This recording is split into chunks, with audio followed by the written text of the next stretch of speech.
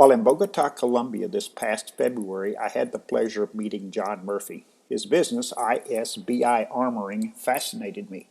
He was gracious enough to grant me this interview.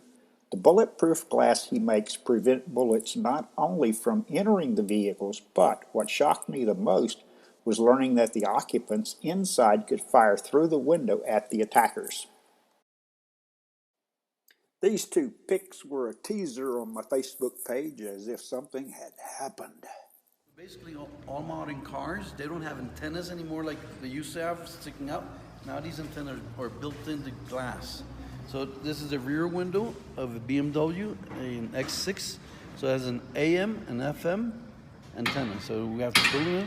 And even the Bluetooth of the remote controls work with the original window. Well, is this metal or a paint? Yes, it's silver paint. So we screen print it on, and then we burn it, and it gets vitrified within the glass. Ah, okay.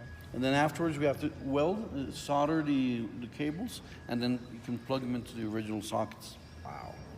So that has to all be done faithfully. Now, I think you were telling me earlier that when you put this glass on there, it's flat, and then the heat of the oven, Yeah, this is a steel mold that replicates the original curvature of the window.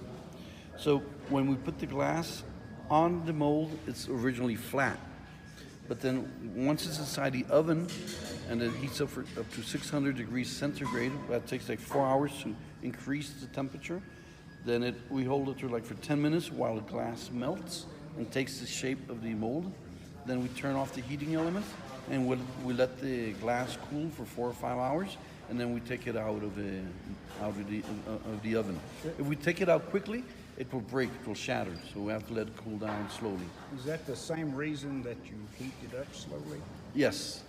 And there's another faction that you have to slowly bend the glass so that it's perfectly pure, and you won't have refractions.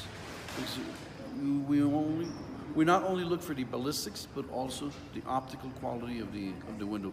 The less distortion, the better. Now, on this that's about the thickness of my thumb there. It's still a little warm, but what projectiles will that stop? Okay, this is part of a 3A glass. 3A is a high-speed 9mm. So to this glass, we have to add a polycarbonate. So basically, it has glass on the outside and polycarbonate on the inside, on the safe side. So what the glass does is it deforms the bullet when it's struck, and the polycarbonate stops it. Wow, that's fascinating. And then we have to do all the paints, so it looks original. So it looks like the original car glass. And this is one you've already done? This is part. We still need to put the polycarbonate in this one. So you put the markings and the dots and the heating elements. Okay. So this would be like a rear window. This is the gate of a Suzuki, a Radiator. Well, I take it your customer's not in Colombia because you would not need a heater here. There's no snow here. But I do have a customer in Georgia, but the country, next to Russia. Right. And I have another customer in the Ukraine, and it gets pretty cold. Yeah. But down here in South America, there's no need for the heating elements. But we do need to put the antennas. Tell me about this car sitting over here. Okay, this is a Toyota. It's called a Fortuner. It's not found in the States. It's a car that they only sell in Asia, Africa, and South America. It's a brand new Fortuner. So basically, when we armor it, we have to strip it. We have to take out the seats, the seats, the rugs, absolutely everything, and then we start cutting the car up, and then we weld steel on the pillars. We have to disassemble. Over here you can see where they're starting to put the steel inside. Right below the white parts. Yeah, and then they beat it up, and then they weld it. And then the big parts like door panels and the roof will have Kevlar panels. Okay. And then finally we replace the original glass with ballistic glass. This takes like 3 weeks to... You're kidding, just 3 weeks? Yep, 3 guys. And that is amazing. I mean, you just gut it and redo it. So is this going to have Kevlar here? Inside the doors. Okay. The advantage of Kevlar is it's very light. It's a lot lighter than steel. But for the pillars, it's better to use steel so that it gets reinforced. So if the car rolls over, if there's a bomb, it won't cave in. How long have you been doing this? 20 years, a little over 20 years. Oh, wow. Is most of your market outside of Colombia or inside of Colombia? Armored class, we armor cars for within the Colombian market, but half of our glass production is exported. Okay. We don't export the cars, we just export the glass. glass. Colombia is a famous country for making bulletproof glass. There are many armoring companies around the world, but not many countries manufacture armored glass. So for example, in the Philippines, you'll find like 8 armoring companies, but no glass manufacturers. So all the glass is taken to the Philippines, is made elsewhere. The same in South Africa. In South Africa, you'll find like 8 armoring companies, but they buy the glass either from Colombia or from the Middle East. Is there any protection for the radiator or? No, we protect the battery and the computers. Not the radiator, so the car doesn't overheat. Yeah. So in this part, we have all the molds, which is what makes it complicated.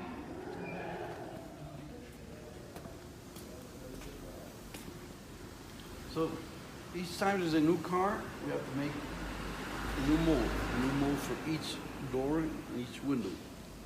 So this is for Toyota, this is for BMW X6. Over here is for the Suzuki Vitara. How do you make these molds? With a hammer, and just beat on it Really? by hand. So the guy places the glass and starts beating on the metal until it has the same shape, and then he welds it. Look at all of these. The problem is that all car manufacturers, before they used to only make like some sedans. Now they make sedans plus SUVs.